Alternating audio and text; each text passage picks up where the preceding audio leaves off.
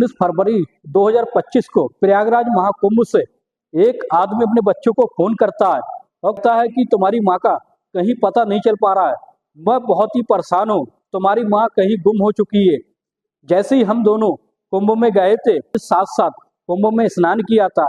स्नान करने के बाद जैसे ही हम मेले की तरफ आगे बढ़ रहे थे, तभी एक भीड़ आई, उसने अचानक से मेरा हाथ छूट गया और तुम्हारी माँ जो होती है पता नहीं कहाँ गुम हो गई है। काफी घंटों से मैं उसको तलाश रहा हूँ, लेकिन मैं परेशान हो चुका हूँ और तुम्हारी माँ का कहीं पता नहीं चल पा रहा है। बेटा तुम जल्दी से ही यहाँ कुंभ के मेले में आ जाओ और अपनी माँ को तलाश करो।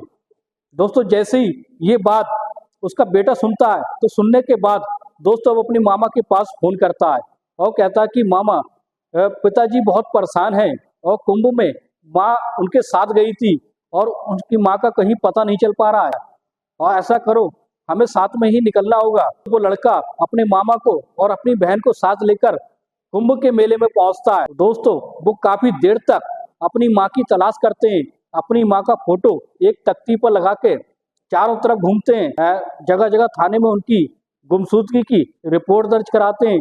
दोस्तों तभी एक ऐसा सच सामने आता है, आप सब हैरान और दंग रह जाओगे। आइए घटना की सच्चाई को जानते हैं, जिसे सुनकर आप भी हैरान हो जाओगे। नमस्कार, आदाब, सत श्री अकाल। क्राइम स्टोरी में आपका स्वागत है। मैं अफसर सिद्दीकी। अगर आपने हमारे चैनल को सब्सक्राइब नहीं किया तो सब्सक्राइब जरूर कर लें, ताकि हमारा मोटिवेशन बना रहे। अच्छी घटना की शुरुआत होती है एमसीडी दिल्ली। दोस्तों दिल्ली के रहने वाले एक व्यक्ति जिनकी उम्र होती है लगभग 35 साल, जिनका नाम होता है अशोक कुमार, उनकी पत्नी का नाम होता है मीनाक्षी। मीनाक्षी की उम्र होती है लगभग 32 साल। अशोक जो होते हैं एमसीडी यानी म्युनिसिपल कारपोरेशन जो ऑफिस होता है वहां सफाई कर्मचारी होते हैं। तो एक दिन ऐसा होता है, उनकी पत्नी को लेकर वो कुंभ के मेले में जाने की योजना बनाने लगते हैं और वो अपनी पत्नी से कहते हैं, ये काफी दिनों के बाद आया है, ऐसा करते हैं हम दोनों ही कुंभ के मेले में स्नान करने के लिए चलते हैं। कुंभ के मेले में जगह जगह के लोग, बहुत बहुत दूर के लोग संगम में स्नान करने के लिए आ रहे हैं, इसलिए हमें भी वहां जाना चाहिए। दोस्तों इसी तरीके से अशोक जो होता है अपने ऑफिस से कुछ दिन की छुट्टी लेकर अपनी पत्नी को लेकर कुंभ के मेले के लिए प्रस्थान कर देता है। जैसे ही वो कुंभ के मेले में पहुंचता है, दोस्तों पहुंचने के बाद वो इस तरीके से बिहेव करता है जैसे अपनी पत्नी से कितना प्यार करता हो। यानी मीनाक्षी और अशोक जो होते हैं एक दूसरे के हाथ में हाथ डालकर कुंभ के मेले में घूमते हैं और वहां जो भी रीति रिवाज होते हैं वहां संगम में स्नान करते हैं। स्नान करने के बाद अचानक से एक भीड़ इतनी आ जाती है कि उन दोनों का हाथ छूट जाता है। अचानक से जब जैसे ही उनका हाथ छूट जाता है तो उनकी पत्नी, अशोक की पत्नी मीनाक्षी, उनसे अलग हो जाती है। लेकिन कुछ देर के बाद वो अपनी पत्नी को तलाशने लगते हैं। इतनी भीड़ होती है कि उनकी पत्नी का कहीं पता नहीं चल पा रहा था। दोस्तों जैसे ही वो काफी घंटों तक अपनी पत्नी को तलाशने लगते हैं, रोने लगते हैं, परेशान हो जाते हैं, तभी वो घर पर अपने बेटे के पास दिल्ली में फोन लगाते हैं और कहते हैं, बेटा मैं कुंभ प्रयागराज से बोल रहा हूँ, तुम्हारी माँ मेरे साथ आई थी संगम में स्नान करने के लिए, लेकिन उसका कहीं भी पता नहीं चल पा रहा है। अचानक से वो भीड़ में कहीं गुम हो गई है और तो मैं बहुत परेशान हूँ, काफी घंटों से उसकी तलाश कर रहा हूँ। अशोक के लड़के का नाम होता है आदर्श और उनकी जो बेटी होती है उनका नाम होता है असबनी। और जो असबनी, जब अशोक जो ये बात सुनता है तो अपने मामा के पास फोन लगाता है। उसके मामा का नाम प्रवेश होता है। प्रवेश के पास जैसे ही फोन करता है तो अपने मामा को ये बात बताता है और कहता है कि पिताजी कुछ घंटों से काफी परेशान है और उनकी माँ का, प्रवेश कहता है कि हमारी माँ का कहीं पता नहीं चल पा रहा है, वो गुम हो गई है इतनी भीड़ में और पिताजी बहुत परेशान हैं। और इसी तरीके से वो रो रहे थे। दोस्तों जैसे ही बात प्रवेश यानी उसका मामा सुनता है तो कहता है कि हमें तुरंत ही निकलना चाहिए प्रयागराज कुंभ के लिए। आदर्श, असबनी और प्रवेश जो होता है यानी उनका मामा, ये तीनों ही प्रयागराज के लिए निकल पड़ते हैं। दोस्तों जैसे ही वो प्रयागराज में पहुंचते हैं, पहुंचने के बाद दोस्तों अपनी माँ को तलाश करने लगते हैं और प्रवेश अपनी बहन को जगह जगह ढूंढने लगता है, लेकिन मीनाक्षी का कहीं पता नहीं चल पा रहा। बच्चे इतने ज्यादा परेशान हो जाते हैं और सोचने लगते हैं कि आखिर हमारी माँ गई तो गई कहाँ। दोस्तों एक तख्ती होती है, तख्ती पर अपनी माँ का फोटो लगाते हैं और नाम लिखते हैं और जगह जगह फोटो दिखाकर कई लोगों से पूछताछ करते हैं, क्या आपने हमारी माँ को देखा है? जब काफी पूछते हैं, पूछने के बाद जब ज्यादा ही परेशान हो जाते हैं तो जगह जगह जो पुलिस थाने होते हैं वहां पर जाकर छानबीन करते हैं कि ऐसा तो नहीं है कि पुलिस थाने में, कि ऐसा तो नहीं है कि इनकी माँ किसी थाने में पहुंच गई हो या पुलिस को मिल गई हो, पुलिस थाने में ले गई हो। इस तरीके से वो जगह जगह थाने में जाकर FIR दर्ज कराते हैं, उनकी गुमशुदगी की रिपोर्ट दर्ज कराते हैं। दोस्तों, कुंभ के मेले में उनको एक पुलिस वाला मिल जाता है और पुलिस वाला उस फोटो को देखता है, तो देखने के बाद वो सोचने लगता है कि आखिर मैंने इन्हें कहीं देखा है, और इसी तरीके से वो उनसे कहता है, तो वो पुलिस वाला कहता है कि झुंसी थाने में जाओ, यहाँ तो महिला मिली है, तुम जाकर देखो कहीं वो तुम्हारी माँ तो नहीं है। दोस्तों, जैसे ये बात आसबनी और आदर्श और उसका मामा प्रवेश सुनते हैं तो तीनों ही झुंसी थाने में पहुंच जाते हैं। पहुंचने के बाद SHO का इंतजार करने लगते हैं। तो वहां के SHO का नाम होता है उपेंद्र प्रताप सिंह। दोस्तों, जैसे ही कुछ देर के बाद उपेंद्र प्रताप सिंह आते हैं, आने के बाद उनकी मुलाकात होती है। आदर्श, आसबनी और प्रवेश तीनों वहां पर बैठकर उनसे जानकारी लेने लगते हैं कि आखिर तुमने हमारी माँ को देखा है, और तुरंत वो फोटो दिखाते हैं। फोटो दिखाकर कहते हैं कि ये हमारी माँ है, ये 17 फरवरी को, यानी 17 फरवरी को कुंभ के मेले में पहुंची थी और उसके बाद से ये गुम है, और उनके पिताजी भी उनको तलाश करने में लगे हैं, लेकिन अभी तक उनकी माँ का कहीं पता नहीं चल पाया। जैसे ही उपेंद्र प्रताप सिंह यानी SHO साहब जैसे उस फोटो को देखते हैं, तो देखने के बाद काफी देर तक देखते रहते हैं, देखने के बाद फिर सोचने लगते हैं। उनके मन में एक कहानी आती है जो घटित हुई थी। दोस्तों, उनके मन में एक ऐसी कहानी चल रही होता है कि जहां पर जो अज्ञात लाशें आती हैं, यानी अज्ञात शव आते हैं, उनको 72 घंटे का टाइम दिया जाता है। 72 घंटे तक वहां पर रखा जाता है।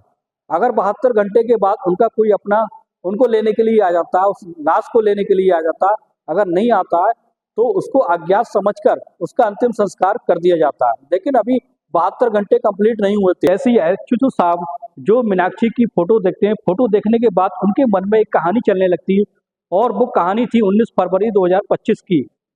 सुबह का समय होता है, एक मजदूर एक लॉन्ज में टॉयलेट करने के लिए जाता है। जैसे ही वो वहां पर पहुंचता है तो वहां पर उसे एक लाश दिखाई देती है। एक महिला, 35 साल की महिला की लाश दिखाई देती है, और उस लाश में किसी धारदार हथियार से उस पर हमला किया गया था, इसलिए उसकी मौत हो गई थी। दोस्तों, जैसे ही ये बात वो मजदूर देखता है तो चीखने लगता है। चीखने के बाद वो पुलिस को फोन करता है। पुलिस मौके की वारदात पर वहां पहुंचकर उस लाश को अपने कब्जे में लेती है और लाने के बाद उस थाने में रख देती है। उन बच्चों को बताई जाती है, अश्वनी को, आदर्श को, और उसके मामा प्रवेश को पता चलती है, तो वो दौड़कर जाते हैं लाश को देखने के लिए। जैसे ही दूर से जाकर देखते हैं तो दोस्तों, उसकी साड़ी जो थी, उस साड़ी से उन बच्चे पहचान कर लेते हैं कि ऐसी साड़ी उनकी माँ ही पहनती थी। और कभी कभी जैसे सुनहरे अवसर पर, जैसे त्योहार पर या किसी शादी के अवसर पर अक्सर उनकी माँ जो थी इस तरह की साड़ी पहनती थी, क्योंकि चेहरे पर उनके चेहरा जो था वो बिल्कुल पूरी तरीके से बिगड़ चुका था, और इस तरीके से चेहरे से पहचान नहीं हो पा रही थी। लेकिन साड़ी के जरिए बच्चे पहचान लेते हैं। फिर क्या होता है, बच्चे फूट फूट कर रोने लगते हैं और कहते हैं कि आखिर ये कैसे हो सकता है, आखिर किसने मारा है उनकी मम्मी को। इसी तरीके से फिर क्या होता है दोस्तों, ये जो बात होती है बहुत आगे बढ़ जाती है। अब क्या होता है दोस्तों, जो HSO साहब होते हैं वो खूनी की तलाश करने लगते हैं, और जगह जगह CCTV कैमरे होते हैं, उनको खंगाला जाता है। तो दोस्तों, एक ऐसा सच सामने आता है, CCTV कैमरे में एक लॉन्ज में, एक ऐसी जगह पर लॉन्ज होता है जहां पर एक व्यक्ति जो होता है मीनाक्षी को ले जाते हुए पाया जाता है। दोस्तों, जैसे उसका चेहरा क्लियर करके देखा जाता है तो उन बच्चों को दिखाया जाता है, पूछा जाता है। HSO साहब पूछते हैं कि आखिर ये व्यक्ति कौन है जो तुम्हारी माँ के साथ है। दोस्तों, जैसे ही बच्चे पहचान करते हैं, कहते हैं ये तो हमारे पिताजी हैं। तो दोस्तों, जैसे ही ये बात उनको HSO साहब को पता चलती है कि लॉन्ज में आखिर के समय में जब इनकी पत्नी को ले जाया गया था, और इस तरह के जब हमने उस लॉन्ज में छानबीन की तो लॉन्ज में ये पता चला उस महिला ने और उस आदमी ने किसी प्रकार की कोई ID नहीं दी थी, और उनकी मुलाकात जो हुई थी एक ऐसे अज्ञात आदमी से हुई थी जो दोस्तों वहीं का रहने वाला था, और उसने बताया था कि उसने बिना ID के उन दोनों को रूम दिलवाया था। कहा था कि हम 4-5 घंटे के लिए यहाँ रुकेंगे, हम गंगा में स्नान करने के लिए आए और हमें 5 घंटे बाद तुरंत ही निकल जाना है। और इसी तरीके से दोस्तों फिर क्या होता है, जैसे ही ये बात सामने आती तो जैसे ही ये बात सामने आ जाती है तो फिर क्या होता है, उनके पिता को कॉल कराई जाती है उनके बच्चों के द्वारा, और पुलिस जो होती है मौके वारदात पर एक ऐसी जगह बुलाती है जहां की उसके पिता को पकड़ा जा सके।